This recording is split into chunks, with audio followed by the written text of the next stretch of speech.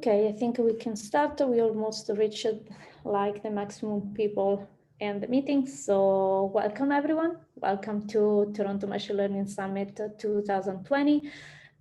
This morning we just kicked off with some amazing workshop, and right now you're attending Reaching Lightspeed Data Science with Brad and Corey from NVIDIA. So I'll let them introduce themselves and enjoy the workshop. Thank you. Thank you. So I'm Brad Rees. I'm a senior manager at NVIDIA. I'm kind of the old person on the team, been doing this for well over 30 years. My specialty is really around graph analytics, PhD in computer science. Corey, is your mic on, or you want me to introduce you? Yep, my name is Corey Nolet, and I'm on the RAPIDS team as well at NVIDIA. I'm a data scientist and a senior engineer, and I come with over a decade of experience building analytics systems for data science and writing analytics on those systems. I've got a bachelor's and a master's in computer science with a focus on data mining, knowledge management, and I'm currently working on my PhD in the same discipline. Yep, and Corey and I have been working together for, wow, over 5 years now, kind of building data science type ecosystems. So the agenda today is really just kind of a hands-on tutorial. Well, if this was in person, we would show up and we would have VMs for everybody and it would be very hands-on. Being virtual, it's more of a, follow along if you can. I will have Jupyter Notebooks open. You can just say, hey, try this out. It's going to be a mixture of bouncing between some slides and some Jupyter Notebooks initially, and then Corey will be all within a Jupyter Notebook. I'll go over RAPIDS, what it is, all the pieces, and then Corey will dive into kind of a problem that he's been working on in genomics. I think we have a small crowd, so, if you have questions, shout them out and I will try to answer them. Or you can save your questions till the end. But since this is kind of an interactive thing, let me know if you have questions. So we've been putting all the code out on our GitHub account. You can go out there. Well, not GitHub, but yeah, out on GitHub, all of the notebooks are out there. All the data is out there. You can easily get RAPIDS by going to the RAPIDS homepage. There's a start button. If I just do rapids.ai, everyone can see my screen though, right? See that I switched over to a web page.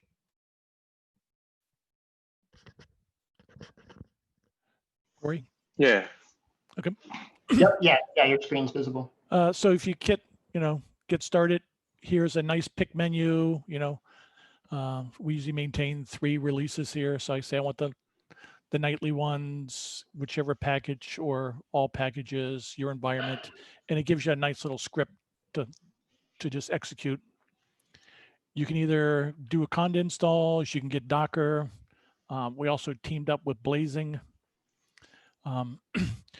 We used to have it via Google that you could get free instances. Google has since ended that, but actually Blazing still has that available. So if you go to the Blazing website, there is a button where you can get a free instance to try things out with the Blazing SQL software. And also it's still just a 1-button click. It will launch an instance for you. Here's the URL to get the notebooks that we'll be going over. Also within that GitHub account, there's notebooks going back for the past, 2+ years. We're not going to guarantee that any notebook that's older than 6 months old still works, but it's out there if you want to look it over. So why Rapids? That's the big question. Years ago, there's lots of things that we wanted to do, and we kept running into problems that, no one was addressing the big picture. Even at NVIDIA, we were picking individual algorithms, and we're like, oh, this algorithm is cool, we'll make it faster. But when we tried to build out a solution to, we were bouncing between cyber and a lot of other problems. But when we said, how do we solve the cyber problems? There were so many things that just were not done that simply accelerating just the one analytic piece really did not, make a data scientist's life easier in the long run. People are focusing on algorithms. There were so many tools, and bouncing between the tools became problematic. Around the same time, Wes McKinney was kicking off Arrow because he was facing the same sets of problems. If everyone could agree upon a common data definition, then you have this zero copy, and then you can move between applications seamlessly. So we kicked off Rapids back in October 2018. So 0.16 release was in October. We are wrapping up 0.17 now. It should come out beginning of December. We try to release every 8 weeks, so we are on a very fast pace to get things done. So one of the reasons for Rapids really is that if you look at data science, what wins at data science is speed, the user experience, and how many iterations you can do. And actually iterations and speed go hand in hand. Corey and I have worked with customers who, it takes them almost a week to get an analytic done. So they have to use the answer that comes out of the analytic, regardless of whether or not it's the best answer or the right answer. Customers who say, I have goods that I need to predict how many need to be in the store tomorrow. And if the analytic takes a day and a half to run, it's of no use to me. So the more you can iterate, the better answers you can get. And the faster you can get to the answer, the happier your boss will be.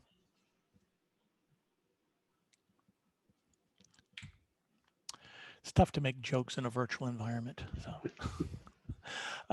So why GPUs? Other than the fact that we're NVIDIA and we love GPUs, there's lots of advantages to them. They have thousands of cores. They have huge, computational benefits. So you can get up to 20 teraflops on a single GPU now. Internal memory bandwidth is also extremely fast. So I can shuffle things around, sort them within the GPU memory faster than I could on host memory. We have new connections between GPUs, which we call NVLink. So you can get 600 gigabits a second between any GPUs. That's actually been extended with NVSwitch. So now I can create a cluster and every GPU can talk to every other GPU at roughly 600 gigabits a second. So I'm never going to really run out of computational resources. Really, memory starts limiting it, and well, comms also starts limiting it, but I have enough compute power now to do things. And just to show that, we're not totally making this stuff up, we compared against TPC-XBB, which is a kind of a SQL query benchmarking suite. So these are kind of unofficial numbers because we really didn't do SQL, but we emulated it. So there's 21 queries, well, 30 queries ranging from really small, 1 gig up to 10 terabyte in size. We'll actually be publishing all these numbers out there, but we're about 37x faster on the 1 gig one, 20x faster on the 10K one. So for 10 terabyte data sets, almost 20x faster. That is a noticeable amount of time saved. And that is against the current fastest solution out there. So this includes things like, searching, sorting, merging, group bys, all the standard stuff you do in data science. So let's dive into this.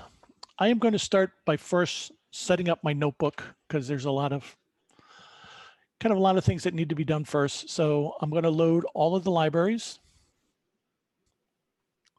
Going to import another library that I don't always have installed, so I have it in a try catch box. I'm going to initialize using GPU memory to do what we call managed memory. So this way it will spill over to host if needed. I just don't want to have out of memory errors. I'm pointing to my data set. I'm going to use the New York taxicab data set. It's a nice, convenient data set. There's lots of things in there, and it's a lot of data. This cell right here basically downloads the data. First, it checks to see if the directory is there. If it's not there, then it downloads it all. I've already downloaded it, so that step is pretty fast. I'm now going to create a couple functions. Well, actually, I'm going to look at the data I've loaded. So I have 6 files here and about 11 gigs worth of data. DU does not give, a totally accurate answer, but it's close enough. 11 terabytes to some people may seem like a lot. To others, it may not be enough. Rapids usually, we do things from, a few megs all the way up to, several terabytes. We're slowly expanding. So if you say, I have a 20 terabyte data set, we can accommodate that. Once you get down into data sets that are only, 1,000 records, using GPUs really doesn't buy you anything. Plus, most of your runtimes are already in the milliseconds. Just to get things set up, I am also going to define 2 functions that read data. So I'm going to read data in pandas, and it's just, pd.readcsv with the file name. And I'm also going to define one for, Rapids QDF. If you look at the syntax, it's exactly the same. And I'm just going to go ahead and run the pandas one just so that it initializes all of the modules so that when I start doing timing, module loading is not in there. So I'm going to let that run in the background. Any questions on that part?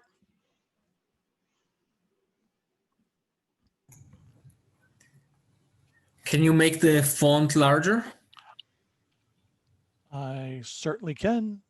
Let me know. Is that good or larger?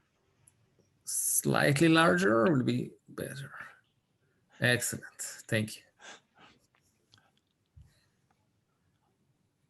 I typically have things in large fonts, so my eyes are getting old. Same here. Did you initialize your notebook with any specific instances or resources? So this is just running on my local workstation that has a GPU on it. So it was nothing special. I just started Jupyter Lab, connected up to it. I do have a Conda environment where it, in Conda, I have all my libraries loaded in that environment.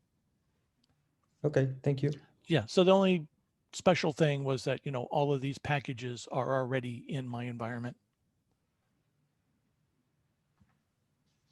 Is the Conda XML in the repo?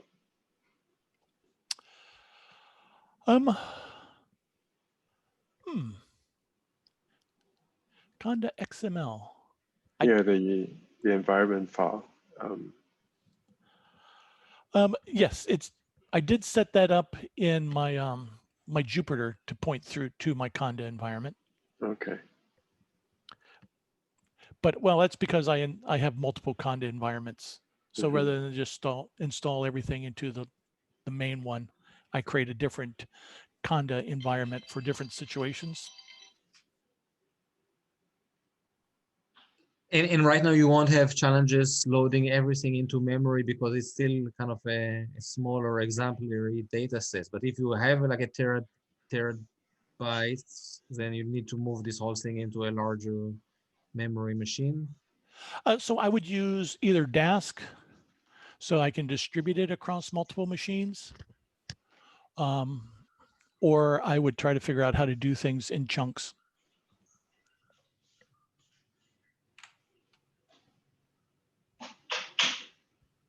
That makes sense? Yeah, so I noticed that you didn't load Dask yet. So right now you, Right. you do Rapids without Dask. Yeah, in this situation, I only have 11 gigs. I have a 32 gig GPU, so I can easily do all of this in just a single GPU. Mhm. All of our data, well, all of our code is out in GitHub. Each of the various modules that I'll be going over through inside of there, they do have a notebook folder where they do have multi-GPU examples. So it shows you how to start Dask. You just do Dask cluster and then run multiple GPU instances. Mhm.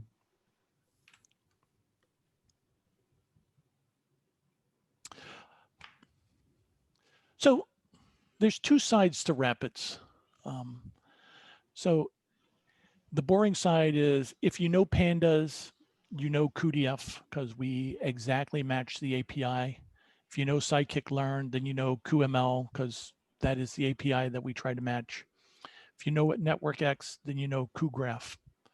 So if this was just out here teaching you APIs, it would be, if you know this, boom, I'm done. So in a lot of, Python talks, it's like, okay, I'm not teaching you anything new. And that's one of our focus is that we don't want Rapids to be something that feels new at an API level. So you can take your existing code and just move it over, change your module names, and then everything just runs faster. And faster, like it says here, is by a lot, 10x. I think we actually have one code that only runs 1x faster. So, but generally you're in the 10 to 10,000x range. And since we were just talking about Dask, we also designed everything to scale. So when you're in Dask, also everything feels exactly the same. It's just sometimes a different module for Dask. And since we're mentioning that, kind of the standard open source data science ecosystem is, you prepare your data, you do some training, you visualize it, you just keep iterating over and over again. You do pandas for your ETL stuff, scikit-learn for your machine learning, and Dask runs over that. Then you have NetworkX, you deep learning stuff with PyTorch, Matplotlib. I think I actually use Matplotlib in some examples. So we've taken that model and we've just kind of replaced it with our versions. So we've actually extended Dask now, so it covers graph analytics. Like I said, pandas is cuDF for data frame, which also wrappers our IO library, machine learning, graph. Pretty much everything you do is now wrappered inside of Rapids. So everything is accelerated. And, we want to be interoperable. So if anything that uses DLPack or the CUDA array interface, we can pass right to it. So if you want to do your ETL in Rapids and then go to like TensorFlow for deep learning, we support that, PyTorch, Paddle, a bunch of other stuff. So we don't want this to feel like an isolated tool that you have to do something, leave it, transform your data so that you can go to another package. Everything should be seamless and work together.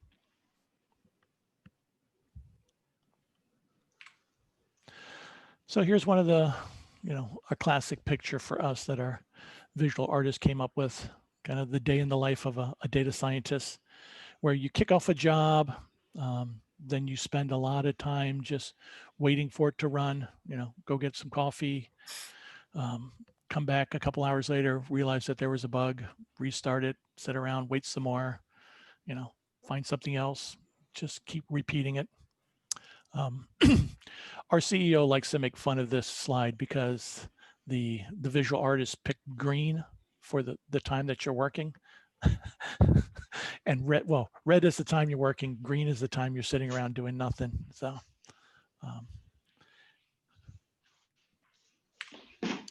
So ETL is really the backbone of data science. I started doing kind of data mining back when it was first a hot topic in the late 90s and all. And every talk spent a big, kind of a large portion of time going over all of the ETL complications. So QDF, like I said, is really take everything that you can do in pandas. Pandas has been out there for so long, though, that it's taken us a while to match every feature that's in there, but we are working, at a feverish pace to get it done. And everything we do is faster. So this right here, 970x speed up and merging, sorting, group bys. For GPUs, we like to say, the more data you have, the faster it gets, because we have more cores to throw at it. But still, 300x for group bys is still pretty impressive. IO, in order to even start something, you need to get the data in. So we have all of these IO readers that just read data directly into the GPU. So there's no need to, load it outside, do something, and then eventually move it into the GPU, unless you want to. So CSV, Parquet, Org, JSON, Avro, HD5. We're working on a few other ones.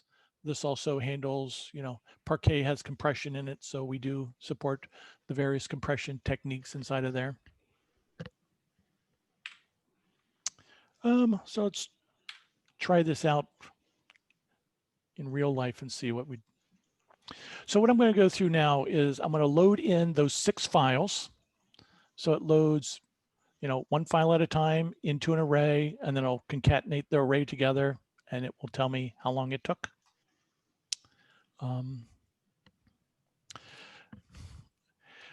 So this is what I mean by, data scientists sometimes get to sit around. Corey and I supported a data science group. They sat in the cubes across from us. And it seemed like they spent a lot of time on the whiteboard talking about movies or having coffee. And the rest of us were slaving away trying to get new algorithms written for them. This is running fast. It is 11 gigs. How large of data sets do people typically work with here?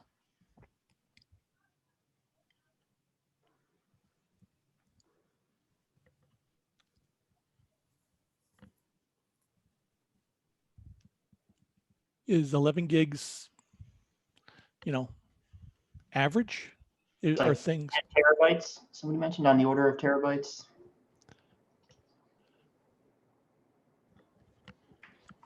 In the chat.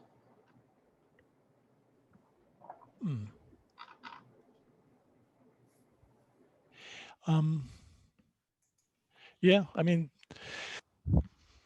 this is the right now, if this was a kind of in person, we'd be walking around looking over everyone's screen, answering questions. But I really just want to show you the kind of the comparisons of how it runs in pandas versus what we're doing. Okay, so it's reading the last file. So it's almost done. I tried to get something that was big enough that it would show the difference, but not so long that we were going to spend, an hour waiting. So it read all the files. Now it's going through and concatenating them all together so that it's in a single data frame. And then it's going to print out the time and how many records. So a little over 69 million records, roughly a little over 2 minutes in time. So I'm going to do that same thing now in Rapids. As you can see, the code looks you know, exactly the same. Only difference is that it reads from QDF, and then instead of a pandas concatenate, it does a QDF concatenate. And I actually changed the, you know, my data frame name. So let's see how fast this thing runs. I'm always worried that, you know, something on my machine is going to break.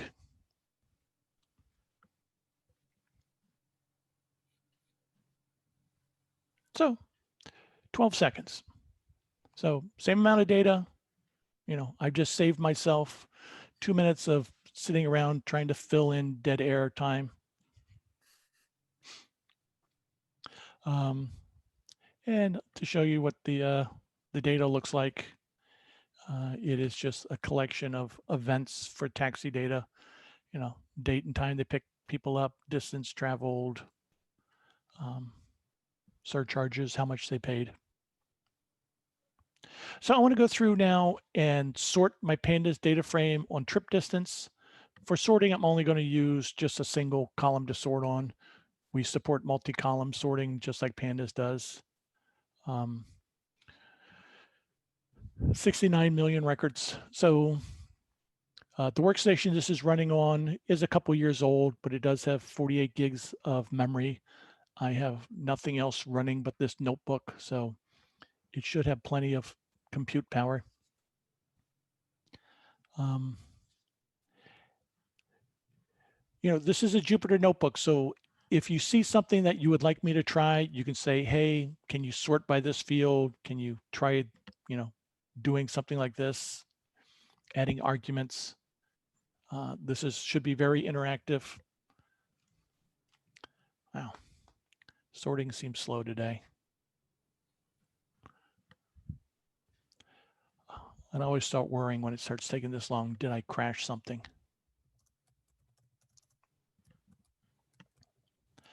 I used to, you know, write large Spark jobs, and typically once it started running past a half hour, I'd already be coming up with the next version of the algorithm. Okay, so a little over a minute to sort the 69 million records. Since I sorted on trip distance, you can see it sorted there. Do you have a progress bar for the impatient data scientist? Well, I'll show you what it runs on Rapids, and you can tell me if you're impatient. So I hit sort. The So data fast science, you but think that the- you don't maybe need the it. You manager. don't need a progress bar. I was going to say we haven't really found a need for one. Yep. So it sorted the same data, 1.7 seconds. I could do a display bar, but it'd be pretty fast.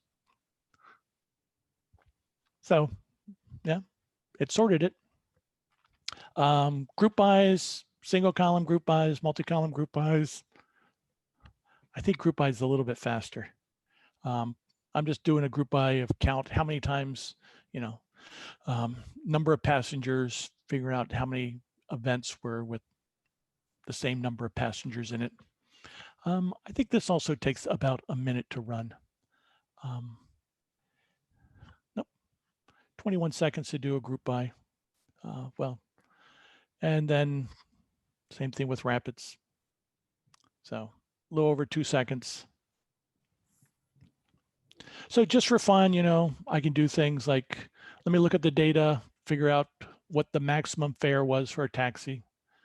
So somebody's paid $628,000 for a ride. I think that's probably an error in there. So once you have the data, you know, looking through it, they're both pretty fast to find individual records. That was a huge ride. You know, I can see it was one passenger for 0 distance. So that definitely is probably a bad data. You know, bad data is one of those things that, you know, sometimes researchers don't think about, but as an actual data scientist, you know that most of the data you get in will have bad things in there, you know, missing data, things that are just wrong. You know, the furthest trip was 19 million miles. So that's a lot of driving around New York City. And it, where is it? I think this trip only took like a couple minutes. So,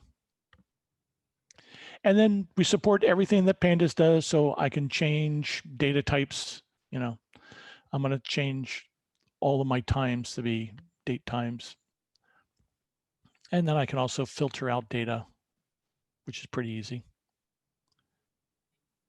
This one goes through and just starts throwing out bad data. I can, now that I have things in date time, I can add fields for hours, years, days, rather than trying to parse a date time record. I can create a function, and then I can do an apply row, so I can create new records in there. So everything that you could do in Pandas, you can do in cuDF, just noticeably faster. I say noticeably faster, and then this one is going to take a little bit of time. So then just for fun, I can go through, use matplotlib, plot fares by hours. There's the fare by hour. I can look at the tips by hour. So I can say, yeah, if you're working at 5 a.m., you're probably going to get a better tip than if you're working later in the day. Likewise, there are not that many, people taking rides at 5 a.m. in the morning. The busiest, usually towards the end of the week. I can't remember what day of the week I said, whether it's Sunday or Saturday to start the week on, but towards the end of the week, it gets busier. Yeah. So, you can just sit there and play around and explore things, iterate a lot faster, try things with a lot less waiting. And I'm going to drop a couple. So the partition in between, like how to take the data from memory and into the GPU, presumably you just break it down into smaller components, but all of this is done under the hood, so we don't need to deal with partition like the way in Dask. In Dask, you have to think quite a bit about how you want to partition the data, but in the Coda data frames, it's done automatically, you're saying. So this is only a single GPU, so all the data is already in the GPU, so I'm not ever leaving the GPU. On Dask, we have a lot of functions that try and automatically determine the Dask partitioning scheme. But all of those functions are still available for you to reshuffle the data in different ways. So if I have something that's spread across, 32 GPUs, getting it partitioned correctly will definitely make algorithms run faster.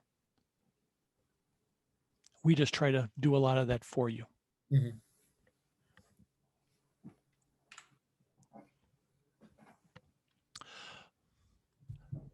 So now I'm going to dive into QML, unless there were any more questions about the notebook part.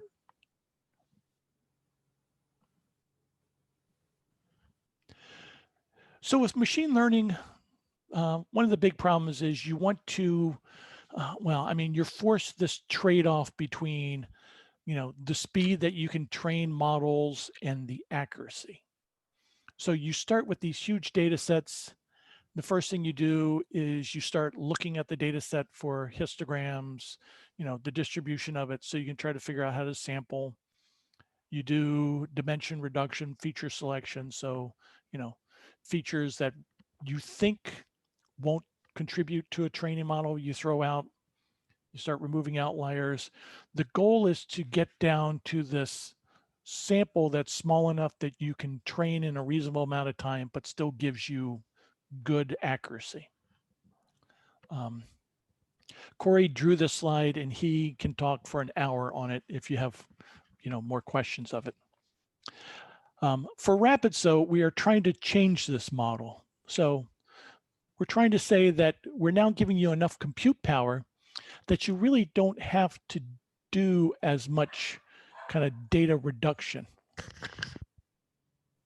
Yeah. Why do sampling if you can just process your entire data set? So that's something that we like. So here's an excerpt from a talk that Capital One did last year. So they sampled down to a 40 gig data set. They're using 13 gigs for their data for training, 6 gigs as their test. And it was still taking about 2 to 3 hours to train their XGBoost model. They were doing this up in, AWS, and it was costing, between $26 and $40. So we said, let's take this exact thing and just redo it in RAPIDS. So same data set size, they're just now using an 8 GPU instance. Suddenly training time down is to 2 minutes and cost is $1. So now they could try training a lot more things and still, have it faster and be cheaper than, $26 to $40. We were trying to get the cost cheaper. So kind of picking a smaller compute node because we didn't need all the memory and CPU cores. So cost goes down, training time went up a little bit because there's not enough CPU cores there to keep the GPUs busy. But if cost is your primary thing, going from, the low number of $26 down to 82 cents, and if you're running this every day, after a while, that will start adding up to some real numbers. So now that we had this, we worked with them and said, why do all of this reduction down to a 40 gig data set size? Why don't you really look at a larger set? So they said, okay, we have 1.15 terabytes, out of which we're going to now extract 288 gigs of data. The first case is, we picked the biggest machine out there, got 12 of these nodes. But you can see that they're training set size from 13 gigs to 288 gigs. So that's what, 20x increase in the amount of data.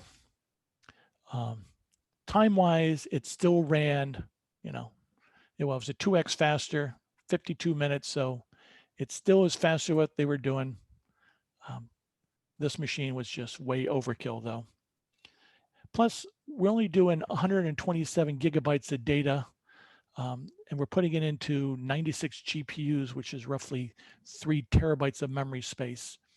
So we're spreading the data out too thin. So now you start getting too much communication because there's not enough data on any node to actually process. So we reduced this down to just 16 GPUs. Still 288 gigabytes data, 22 minutes, $54. So their cost would go up some. But Training the accuracy, time goes down. did the accuracy of the model improved by throwing more data to like 10 times more data into it? It did. And they can also now start training on more features. So yeah, accuracy goes up. What they can start training and predicting on goes up. They're actually going to redo this now and try the whole thing on, the training set size be a terabyte and see where it goes. So you have to wonder, when you start throwing dimensions out, are they really, dimensions that don't add anything, or did you throw them out just because, you needed to reduce the size? So you can now start exploring, okay, what if I look at all my data? What if I don't remove some of these outliers? What is it going to do to my accuracy and what I can predict? So a lot of that is, left up to, the folks like on this call that are data scientists doing things in real life to say, what makes more sense. QML has a huge selection of algorithms. One of the things that we always try to get out of talks like this is for people to tell us, what is missing? What are you doing? What is your pain point that we should be putting into here? So there's time series, lots of clustering, classification, hyperparameter optimization, which I think is, well, you know, everything is faster than scikit-learn. Like I said, the more data, the faster it gets over various algorithms. We're all faster. And this is a single GPU versus, you know, 2 20-core CPUs. Random forest training, again, faster. If you have questions on any of these slides, we can dive right into them. I'm just trying to, you know, get to the Corey's part where you can just dive into this deeper. XGBoost is really inside of Rapids. Initially, it was an external effort that we were doing. This is going back to the days where we said we were doing lots of little individual algorithms, but not tying things together. So now it's seamlessly integrated. HyperOps, hyperparameter optimization. It's out there in, you know, SageMaker, Azure, a bunch of tools. Faster and cheaper than trying the same thing in scikit-learn. I'm not going to dive into QML notebook because that's what Corey will be going into. So I'm going to skip that one. Graph analytics. Again, there's lots of graph algorithms out there. We're always looking for people to tell us what is missing, what they do, what they need help with. Compared to NetworkX, we're generally, you know, 100 to 1,000x faster. Kind of big data comparisons with PageRank. So this is 400 million vertices, 16 billion edges. We compared it against several Spark node comparisons. So even 100 Spark nodes is 558 seconds versus, you know, 10 seconds. And then we went really big for 128 billion edges. So it takes, you know, 0.18 seconds per iteration. PageRank typically takes between 20 and 40 iterations before it, you know, reaches a convergence. But that still will just be a few seconds to get an answer.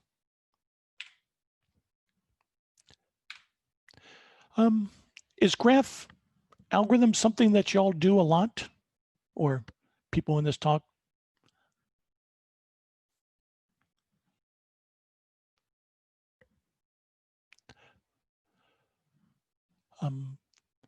For graph, you know, import cugraph, I'm only going to use a subset of the data set. So you can easily just pull out just these columns.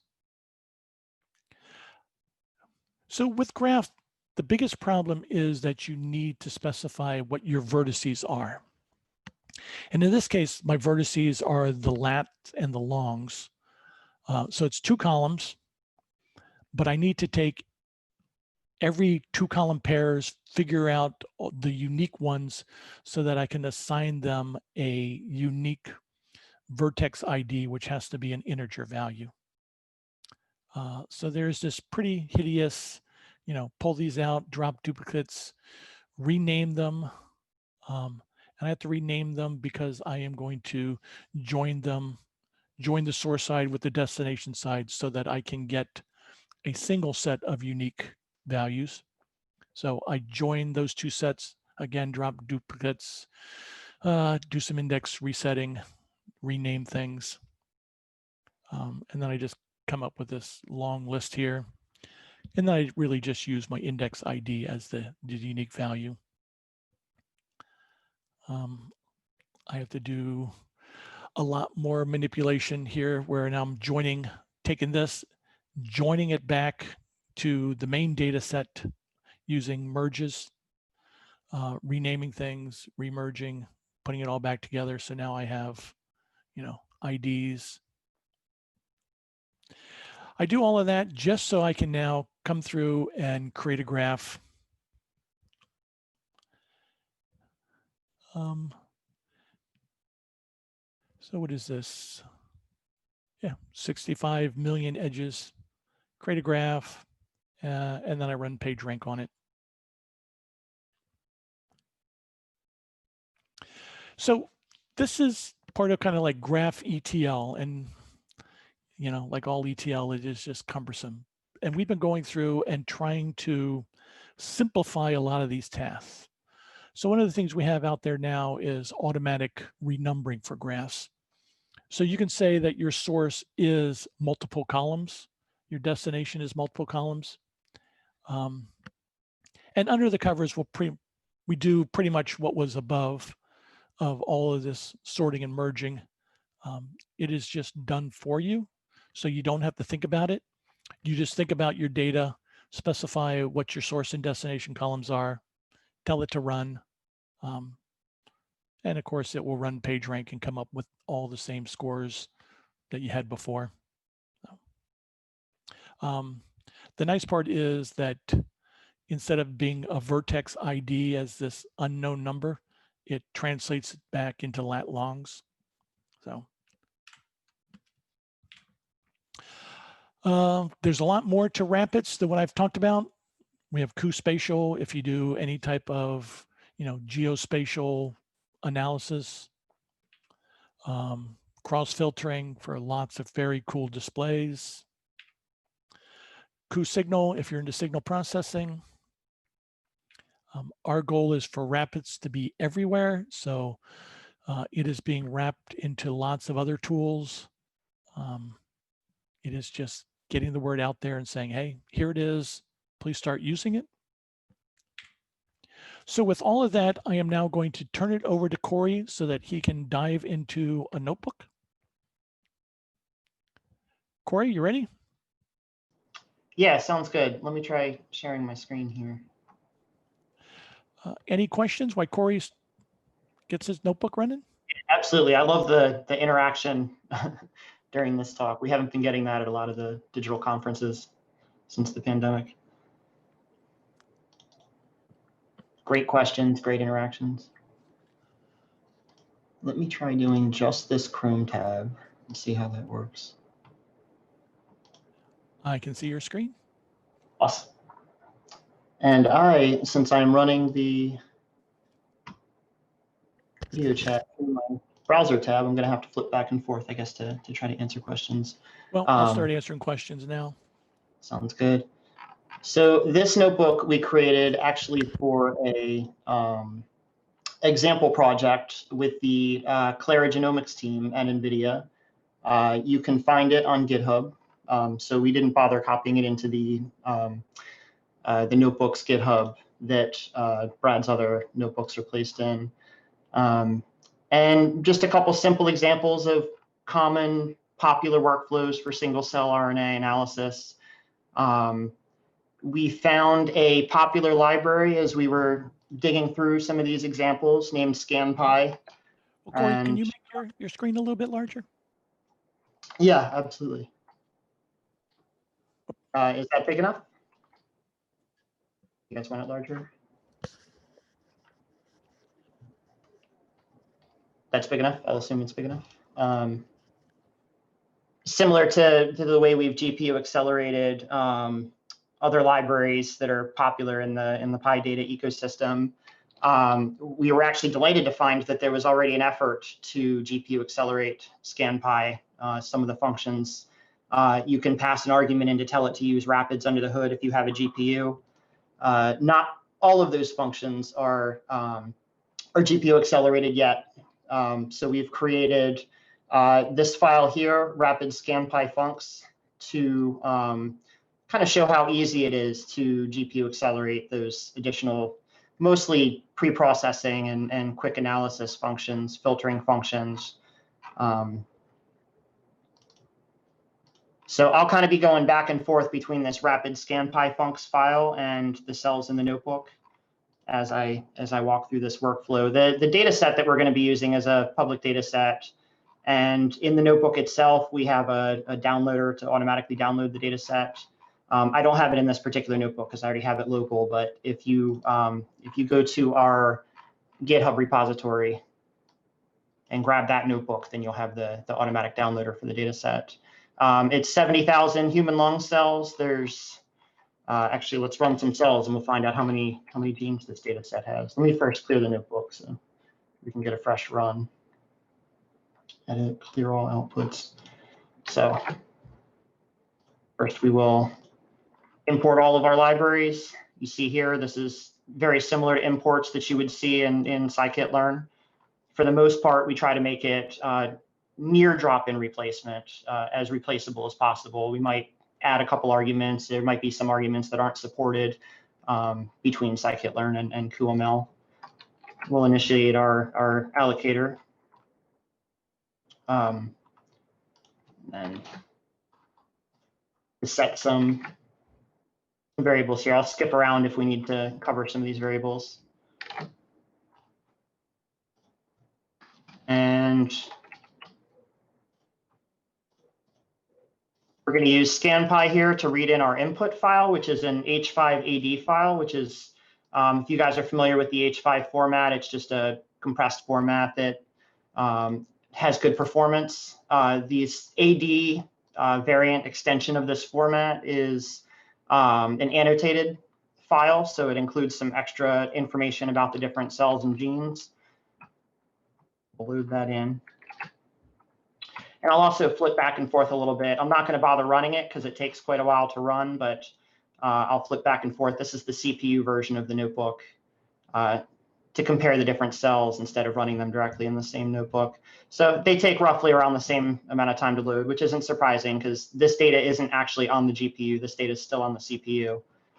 And we'll look at our shape.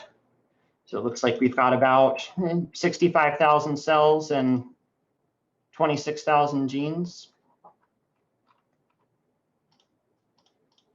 And then it might be useful to actually print our names here. These are the cell names. Sorry, these are the gene names. And then the cells also have names as well. We're going to kind of disregard the cell names for this demonstration because we don't actually use those. So I'll keep them around for now, but we're not actually going to need them.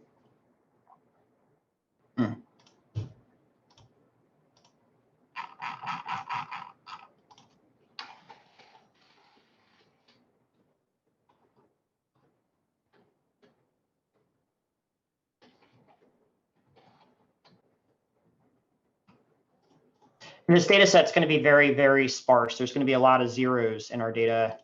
We can look at a couple rows. It actually loads as a sparse matrix. So rather than turning that into a dense matrix and having to explode the memory, we're going to keep that sparse. And we're going to use this library called CuPy, which is a GPU accelerated version of kind of a SciPy combined with NumPy. And we're going to use the sparse format in CuPy to put it on the GPU. So now we have this sparse GPU array. You can see we have this CuPyX.scipy.sparse, the CSR matrix now on the GPU that we can process, and we can start slicing it and performing different NumPy and SciPy-like operations on it. It's getting a lot better in its sparse support. We recently added the slicing and everything into the sparse support. Just like cuDF and QML, it's always a work in progress, and we're open source, so we're taking what we can get from the community and continuing to grow the number of functions that it supports. I'm not going to bother printing this since we've been going through the notebook. First, we're going to filter the cells down, and we're going to use this min genes and max genes per cell, which we're going to filter to anything that's between 200 and 600 cells or genes we're going to keep. So we're going to do that 1.2 seconds. And now not all of this is done on the GPU. So let's look at our rapid scanpy funcs here. At our filter cells function here. So some of the stuff is being done on the CPU. And what's nice about this is that it demonstrates how easy it is to go back and forth from the CPU and the GPU. So we start with our CuPy sparse array on the GPU, and we can call this .get function. That moves it back onto the CPU into a SciPy sparse array. And then we can just as easily move it back into a CuPy sparse array. We're going to filter the genes now. And we're going to filter out any genes that have that no longer have any cells. After having filtered the cells, it could be possible that there's some orphan genes there. So we're going to remove those completely empty rows. See, we took our data set down a little bit in the number of cells. Filtered out, yeah, roughly 4,000 genes or so. 4,400. And do some normalization and some pre-processing. This, again, is a function that wasn't supported in ScanPy, so we were able to implement it pretty easily on the GPU right here. This is converting it back into a CSR matrix on the GPU. And now this took roughly almost 3 seconds on the GPU.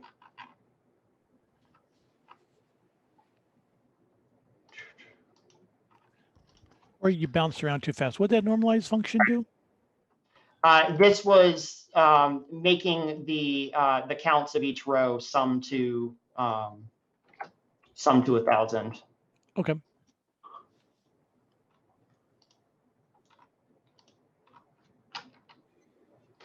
And then we'll just log normalize our data.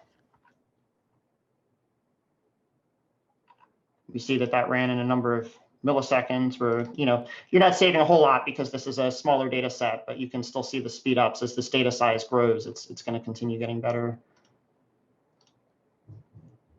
Now this is a CuPy array here. So running that log1p on it, you can see would be equivalent of running that on a NumPy array. And then we'll do some feature selection, and we'll select the genes with the highest variability. It's another common pre-processing technique, but we're gonna put this back on the CPU so that we can use ScanPy again. And ScanPy already implements this function, and it's not really a bottleneck. So you see that only took about 1.69 seconds.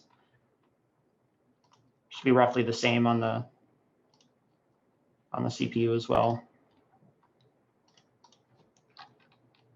And then here we have some marker genes that we're gonna select from our list of genes that we created earlier.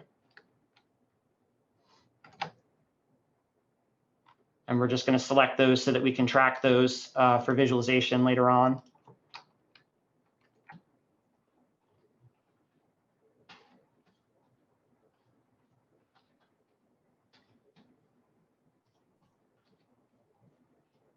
And now, as a common pre-processing technique, we often use this regress out feature to get rid of the effects of latent features that might have polluted the feature space here, that might have added information that's not actually useful. So we're going to get rid of that using, under the hood, a simple linear regression. And we do this on the GPU. So this regress out looks very similar to the one that's in ScanPy, but since they're not using QML yet, we're doing this right here. We're just using QML's linear regression instead of the one from scikit-learn. This regress out is actually the bottleneck. It takes the longest to perform. We're working on sparse support so that will become a lot easier and faster. So it takes about 40.2 seconds on the CPU. It takes about 4 minutes, 4.5 minutes. And this is the bottleneck, is that 40 seconds. 4.5 minutes is, let me get up and get some coffee. 40 seconds is, switch to a different tab for a couple seconds and switch back over. Now we're going to scale the data, subtract the mean, and normalize by the standard deviation. A common pre-processing technique, very fast. This again, the scale, we re-implemented in rapid ScanPy funcs. We're using the same you would see in NumPy, we're doing in CuPy, calling the square root, calling the variance, computing the mean.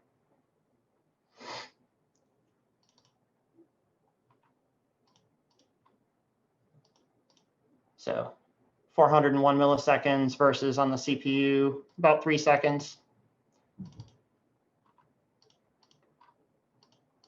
And now as a data exploration stage, generally we'll pre-process this once. We'll run through this whole stage once.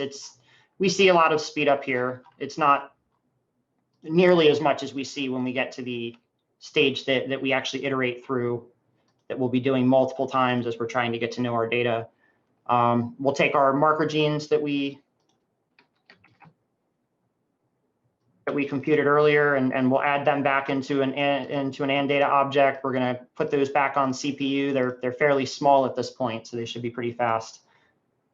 And then we're going to start annotating our AND data object, but we're going to use QML to create those annotations, and then we're going to pull them back onto the CPU.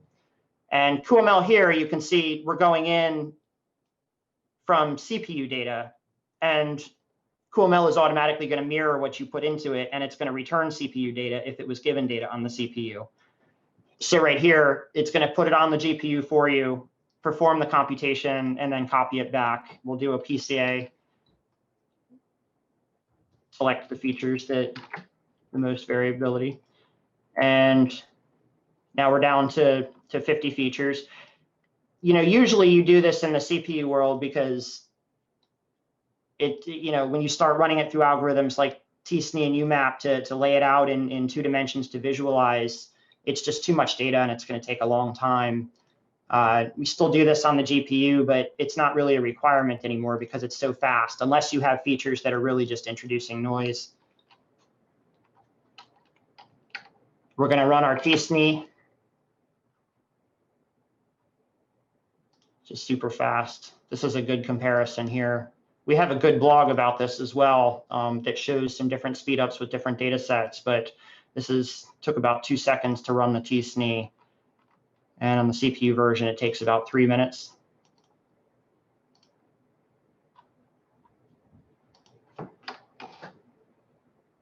Run a k-means on it, which is generally pretty fast on CPU already, but putting it on the GPU is even faster. Those distance calculations can be very fast, and we'll visualize our tsne. And since the A data is already on the CPU, this data is on the CPU when this is using, I believe, matplotlib under the hood, and it's just using the data on the CPU. Now we can visualize our gene expressions for the marker genes here, filter by the marker genes. This is all just standard stuff that's usually done in standard workflows in ScanPy.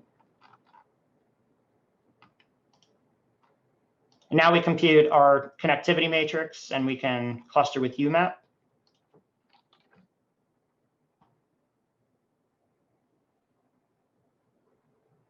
Let's compute the nearest neighbors. Took about 4.68 seconds.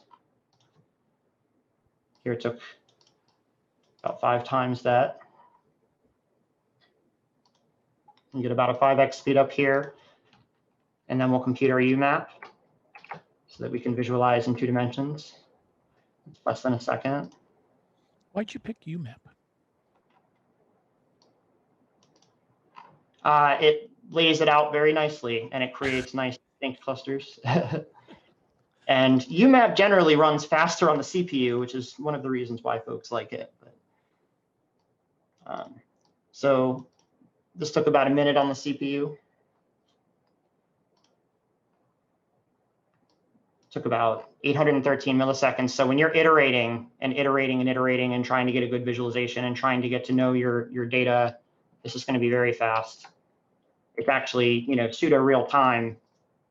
There are some notebooks in the examples GitHub repository for this that include this same workflow, but also include a real-time visualization that you can interact with, and it is very fast. So you can select a cluster of cells from UMAP in the interactive visualization, and then it'll recluster it on the fly, and it's super fast. I found that some people pick algorithms based on how fast they run rather than how, you know, well they give an answer. Yeah. Yep, that, you know, UMAP is also nice because you can, and we're not doing this here, but you can also embed points that you haven't seen before. And that's something that they've traditionally had to use deep learning to do with TSNE. There's a lot that you can do with UMAP. You can also, you can give it a set of labels, and it will create better distinct labels by intersecting the points with the labels. There's a lot of neat stuff you can do with UMAP, but for this purpose, it's, I believe in this part of the genomics community, they've been using it because it's faster on the CPU. So we did our Louvain clustering, and this one has a pretty immense speed up. This is actually from cuGraph.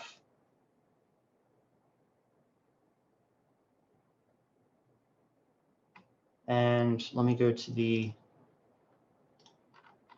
CPU for Louvain. That took 10 seconds. It took less than a second on the GPU. It's immense speed up. We also support Leiden in our newer version of this notebook, and there's an extreme immense speed up. I believe the CPU version is only single threaded.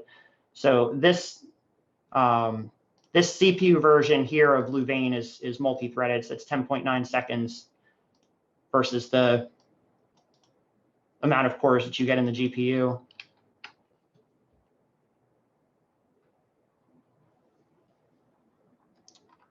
Display the UMAP visualization, and similar to what we did with the TSNE, we'll also filter the gene expressions by the marker genes to show that they clustered together. Fairly similar cells seem to have similar marker genes in them.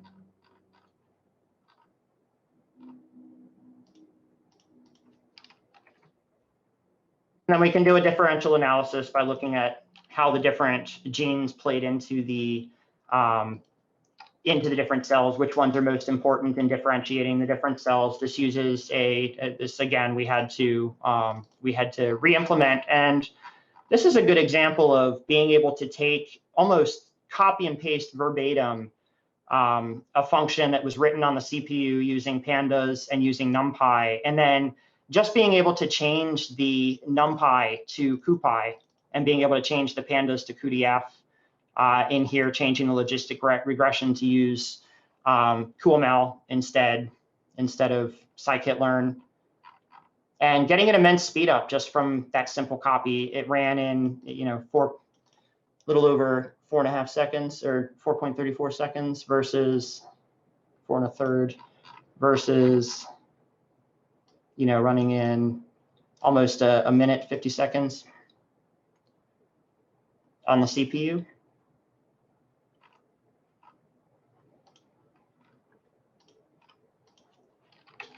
And then being able to show a quick chart.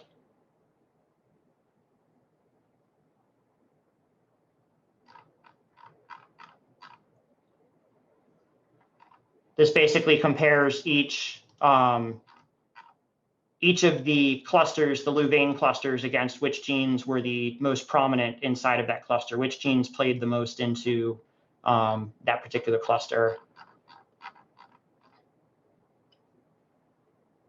And then this zoomed in view that we can create is actually what we do in our interactive example.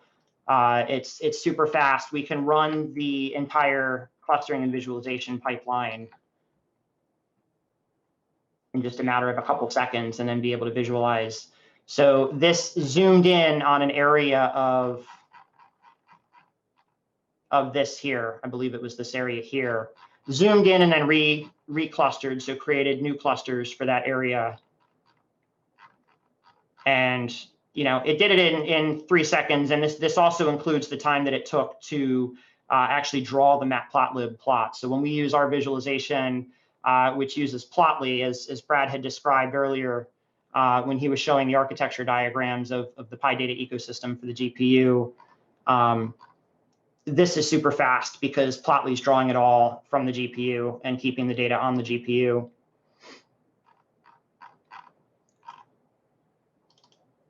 And so that's the end of this notebook. I can go through other notebooks, or we can answer some questions that you guys might have. I was just trying to kind of provide a quick introduction to how you might actually utilize this ecosystem to solve a real world problem. Are there any questions on features?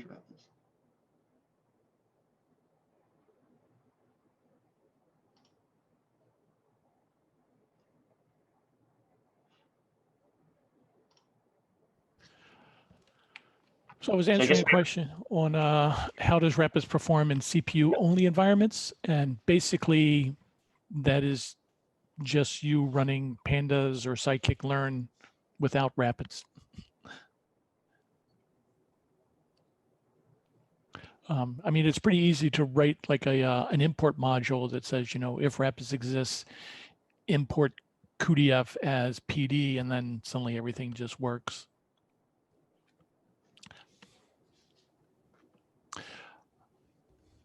I have one question, if that's okay. So do you guys have any benchmark on how cuDF, for example, compares to other software that tries to also optimize pandas while being very similar, such as Koalas, for example, that runs Spark under the hood?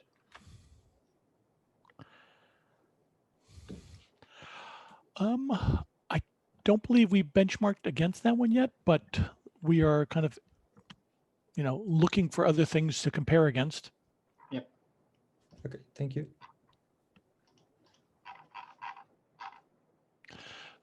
We basically just picked the ones that, you know, we saw as being the most popular. And then we're slowly expanding out from there. Yeah, and the Spark integration is getting there. Brad, do you know how far we are? I noticed that we now have a repo just dedicated to the Spark integration. So with Spark 3 something, RAPIDS is kind of an option. So if you have GPU compute nodes, you can tell it to use them, but I'm not sure how far along they are.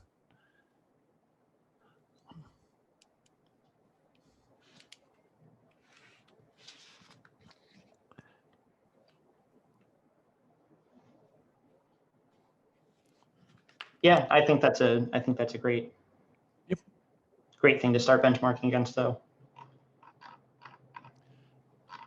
In general, we try to benchmark against, you know, we try to make a fair comparison, distributed framework against distributed framework, but, you know, scikit-learn does become at least scikit-learn and pandas become the target a lot of times for basic benchmarks.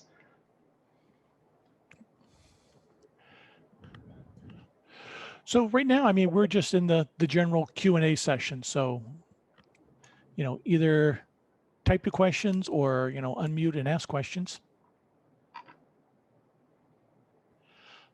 And if you want to try it out, if you go to the Blazing SQL website, there is a button that they will spin up an instance in Google for you to try things out. We are slowly adding some more notebooks in there. I think there's like 10 minutes to cuDF is one of the ones already out there. If you have a GPU on your machine or you get an Amazon GPU account, yeah, just Conda install it. Everything you need is there, and then you can start trying out the notebooks. For the most part, I mean, doing data science, you're going to do it exactly the same. You just won't be spending a lot of time waiting. It'll allow you to see things, try them, reiterate, do things over and over again. And do them fast, yeah. Yep.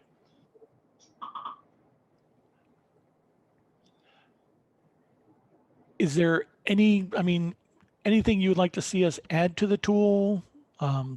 Was some great ones about adding more benchmarking, but I mean, what features do you use kind of the pain points that you want to see us fix for you.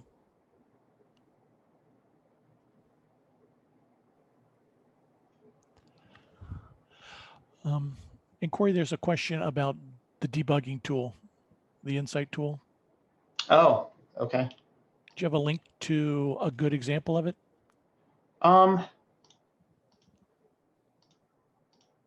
Yeah, let me see if I can dig one up.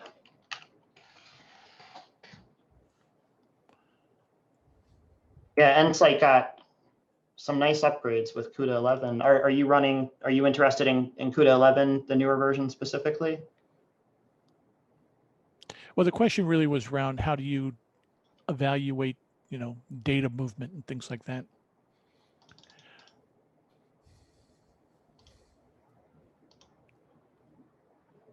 So what Corey looks that up, any other questions?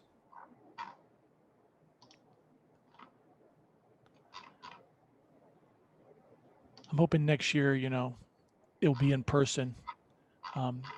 In-person conferences, we usually show up with a large team so that there's enough people walking around, answering questions, helping out.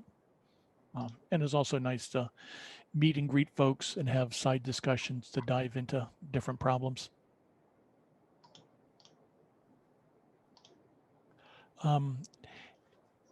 If you run into problems, you can always post a question on Stack Overflow. We have people monitoring that. We do have a Google channel.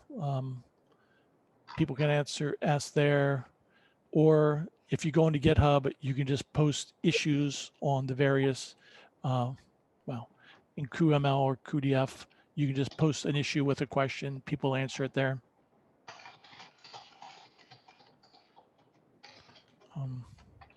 And once we also get back to in-person, we usually show up with like VMs for everybody. So at least, we can walk around and make sure people are actually testing it out.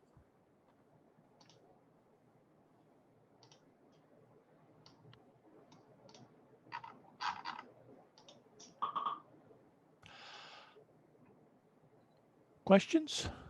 I know there's some out there.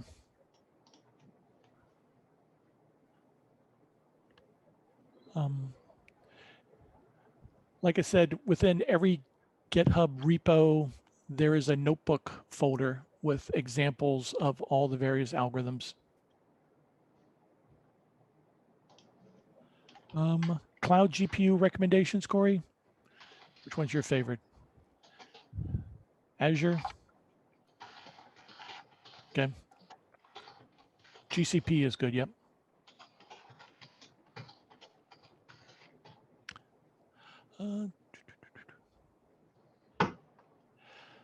More questions? It seems odd doing,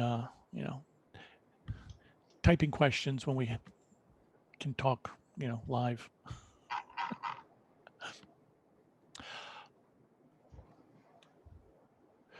Well, if there's no more questions, I mean, we're going to be hanging out here till the end of the hour.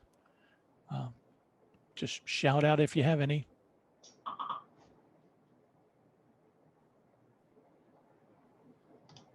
I thank everyone for joining, for participating. This was fun. Yes, thank you, everyone. I'm really, really glad you guys participated in this so much.